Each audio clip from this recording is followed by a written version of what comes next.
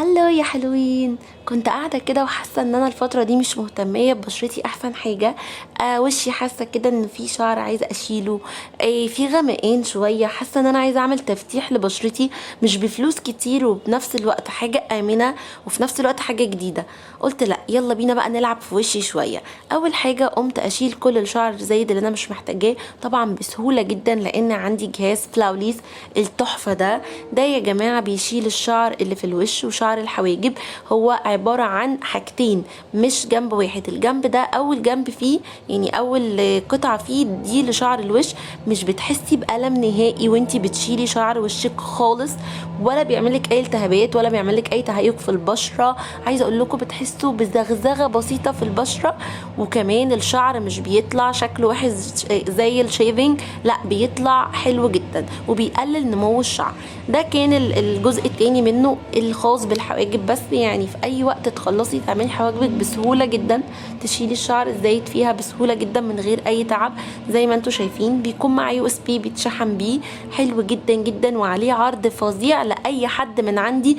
مش هتصدقوا سعره بجد. كل ده هتلاقوه في روكا براندز، هتلاقوا عندها يا جماعه حاجات حلوه قوي واسعار حلوه قوي لاي حد من عندي. وتعالوا بقى نجرب الحاجه الفظيعه دي اللي انا كنت ازاي ما بجربهاش الفتره اللي فاتت دي كلها، الحنه البيضاء. الحنه البيضاء يا جماعه سمعت عنها كتير بس ما كنتش جربتها، وفعلا طلعت حاجه فظيعه. الحنه البيضاء دي بقى تعالوا اقول لكم بتعمل ايه.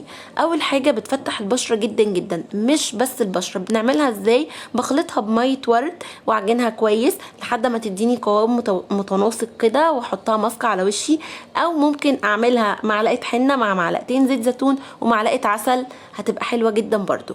انا هنا عملتها بميه الورد لاني بحب ميه الورد جدا وفردتها على بشرتي. عايزه اقول لكم ان الحنه البيضاء بتخلصك من النمش والكلف، مكوناتها كلها طبيعيه، بتنفع كمان للاماكن الحساسه زي منطقه البكيني والاندر ارم واي مكان غامق في جسمك، ومن اول استخدام بتلاقي نتيجه مبهره.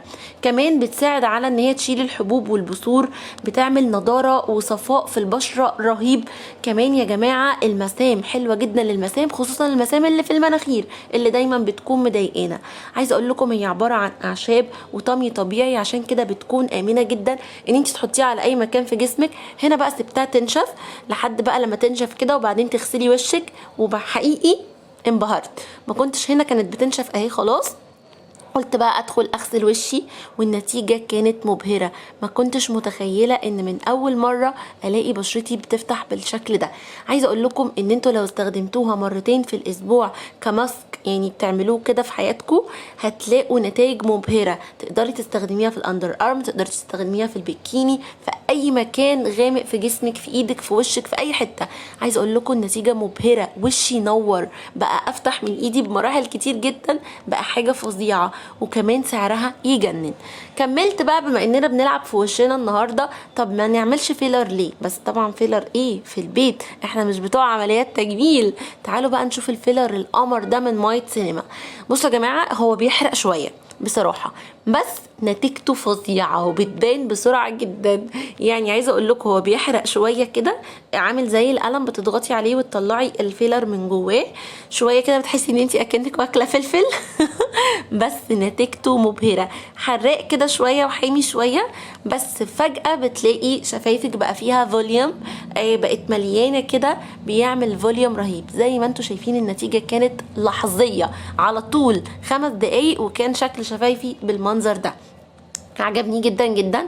من احسن برضو انواع الفيلر اللي جربته. الحاجات دي كلها اسعارها حلوه قوي، واي حد من عندي هياخدها هيكون ليه خصم تحفه. طبعا يا جماعه مش عايزه اقول لكم ال3 حاجات دول اساسيين وحلوين وبجد لازم تجربوهم. سايبه لكم اللينك فوق وفي خصم لاي حد من عندي. هتتبسطوا جدا من فلاوليس، وهتتبسطوا جدا جدا جدا من الحنه البيضاء. لازم كل الحاجات دي تكون عندكم. باي باي.